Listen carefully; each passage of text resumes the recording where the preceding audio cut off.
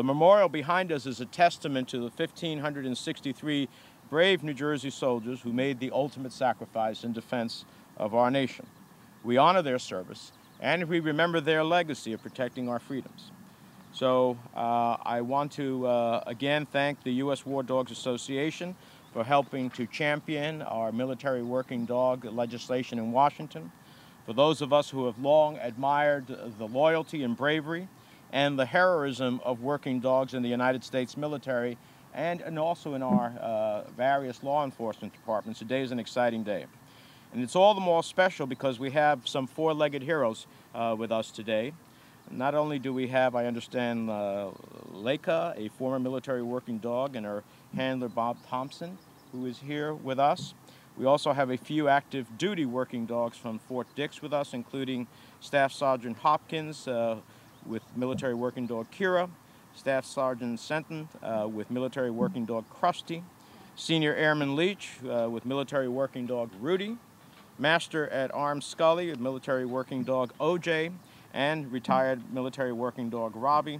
And I also appreciate Staff Sergeants Rodriguez and Gray who are here with us from the base and for their service.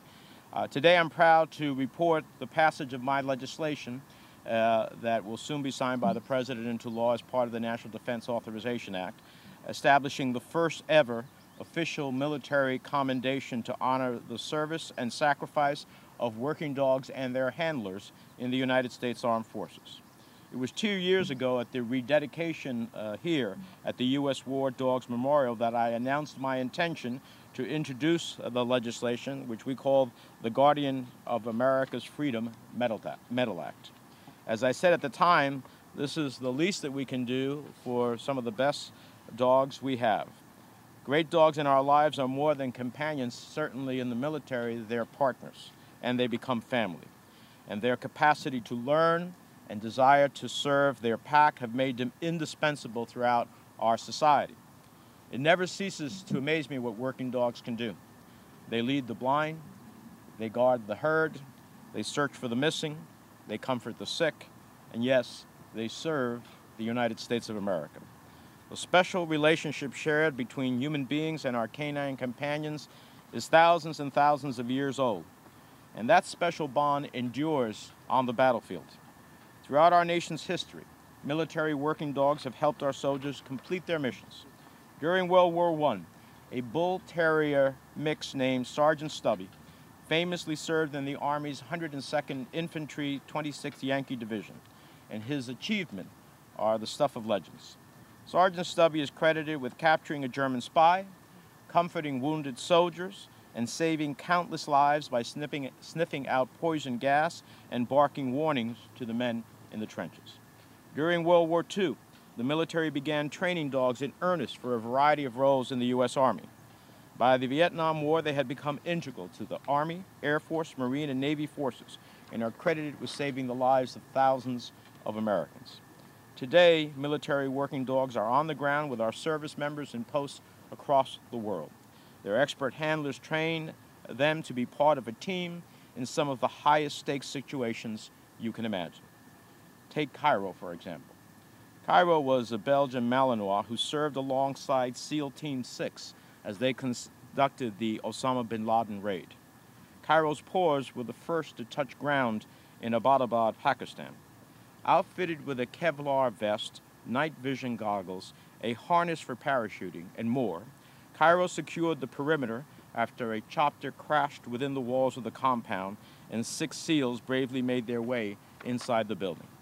As a member of this elite special operations team, Cairo was there on duty, doing exactly what he was trained to do: assist his SEAL Team 6 pack in the pursuit of our nation's most wanted terrorists.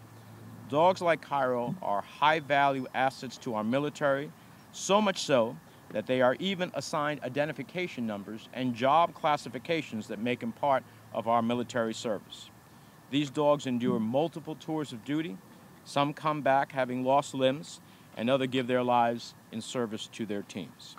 Yet until now, the U.S. military did not formally recognize the incredible service and sacrifice of working dogs and their handlers, which is why I introduced the Guardians of American Freedom Medal Act. If we as a nation can strap a Kevlar vest on Cairo and send him on a mission with SEAL Team 6, or if we can deploy dogs like Kira or Krusty or Rudy to dangerous regions around the world, then I think they deserve more than treats and a pat on the head. They deserve to be honored. We know that it is in the fog of war, when lives are on the line, is when the true character of those we entrust to protect and defend our nation is revealed. The United States is fortunate to have the strongest military the world has ever known, and our security is owed to those who serve. Our men and women in uniform conduct every mission with precision and professionalism, but often they do not do so alone. They are accompanied into battle by military working dogs who are highly trained and totally devoted to their handlers and their teams. They protect us. They are every bit as dedicated to us as we are to them. And I'm proud that with the passage of this legislation, these courageous canines and their handlers will be honored for remarkable service.